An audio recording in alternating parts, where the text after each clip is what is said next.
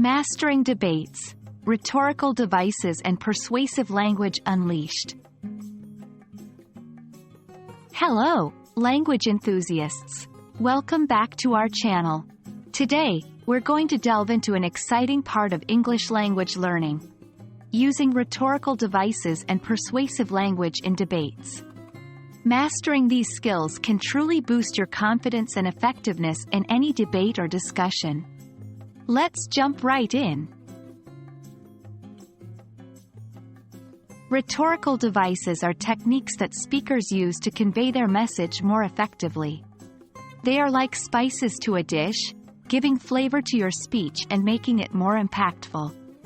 There are many types of rhetorical devices, but today we'll focus on 3 commonly used in debates: anaphora, rhetorical questions, and metaphor. Anaphora is the repetition of a certain word or phrase at the beginning of successive sentences. It helps to emphasize a point and make it more memorable. For example, we need justice, we need peace, we need unity. A rhetorical question is a question asked to create a dramatic effect or to make a point rather than to get an answer. For example, is this the country we want to live in? A metaphor is a figure of speech that makes a comparison between 2 things that are not alike but have something in common. For example, the world is a stage.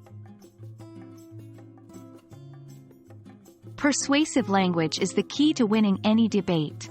It's about making your arguments compelling and convincing. Here are a few techniques. Use strong, emotional words. Words carry weight. Using strong, emotive language can sway your audience. For instance, instead of saying, "I think this is a bad policy," you could say, "This policy is disastrous and heartbreaking." Facts and statistics. Nothing persuades like hard data.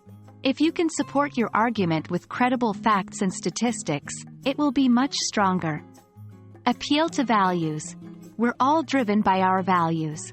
If you can connect your argument to widely held values, like fairness, justice, or freedom, your argument will resonate more deeply.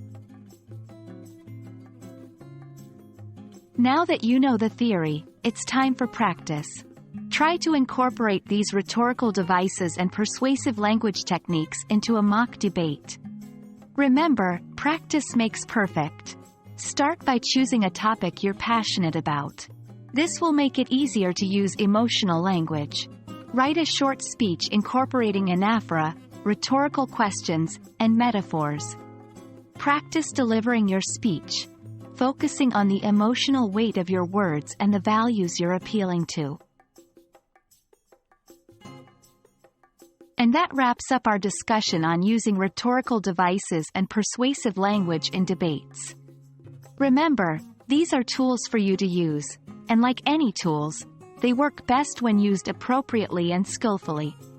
Happy debating, and we hope to see you in the next video where we'll continue to explore the fascinating world of English language learning.